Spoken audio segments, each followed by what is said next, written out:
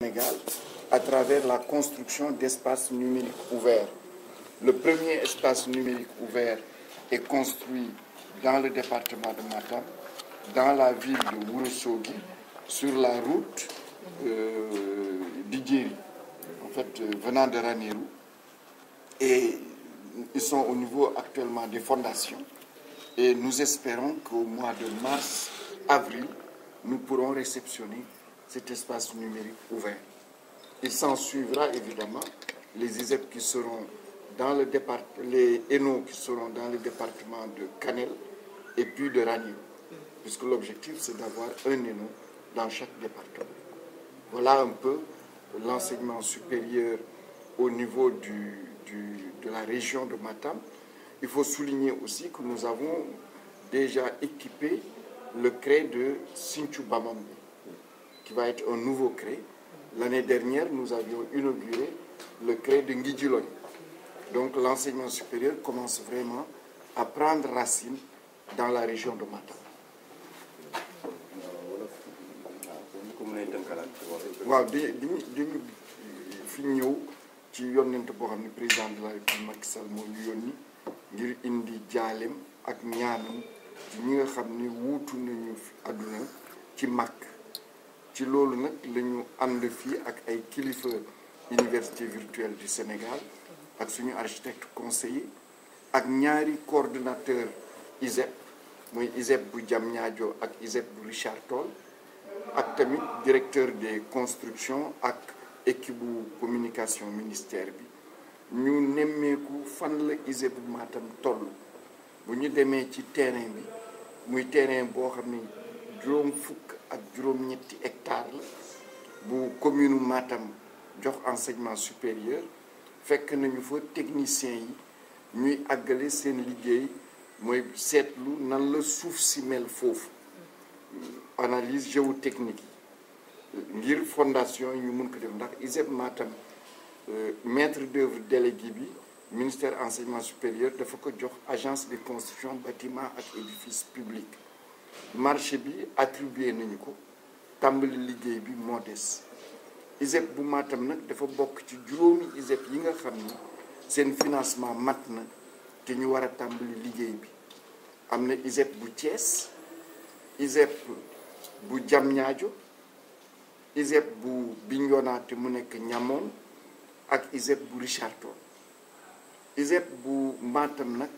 li ñu fa nar a jàngale moo di lu jëm ci mbéy lu jëm ci càmm lu jëm ci napp lu jëm tamit jëfandikoo li jóge ci mbéy mbaa li jóge ci càmm gi ñu boole ci tamit métier yoo xam ni chimie la ak métier yi nga xam ni ci mine lañ koy jële nga xam ngeen ni Matam am nañu fii ay miinu phosphate ñu boole ci tamit métier artisanal ISEP bi su tàmbalee juróomi téeméeri ndongo lay jël su matee mu nekk junni ndongo ndax ISEP ñaari at la ci xale bi di jàng suy jàng day jàng ci classe yi wante day dem tamit ci bérébu liggéeyukaay yi ngir mun a jéemantu ndax li ñu cay wut mooy su paree ñaari at yi suñu ko jëlee fenn muy liggéey amul xaarandi ngir mokkal ndax liggéey bi da koy mokkal ci fi muy jàngee loolu nag luy am solo la ci département Matam wante ci région bi yépp ndax dana mottali daara yi nga xam ni ñoo fi nekk beneen bi moo di université virtuelle bu Sénégal ndax xam ngeen ni université virtuelle bu Sénégal dafa lënkoo ak këru jàng yu ñu tuddee ENO mooy espace numérique ouvert ren tàmbali nañu ci tabax fukk ak ñeent département Matam nag ci département yi jëkk ci la bokk ENO bu ñu ngi koy tabax ci Ourossogui ci soo jëlee yoon bi jógee Ranérou di ñëw Ourossogui sooy génn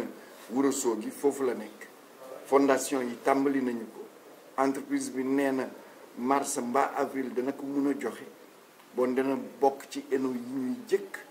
inauguré ci région bi wante du yem foofu rek fii ak 2022 danañu tabax benn ENO ci département Kanel ak benn ENO ci département Ranérou ndax département bu nekk dana am ENO ci région bi nag daaw inauguré nañu benn centre de recherche et d'essai ci Nguidjilone ren équipé nañu benn centre de recherche et d'essai ci Sinthiou Bamambé bon nag mun naa wax ci daara yu kawe yi ak gëstu bi tàmbali na am tànk bu baax ci région bu Matam te dana yokk xam naa ni. waaw monsieur le ministre centre de recherche et d'essai lan mooy liggéeyam. waaw day xam nga gëstukat yi dañuy génne ay xam-xam génne ay xarala génne it ay pexe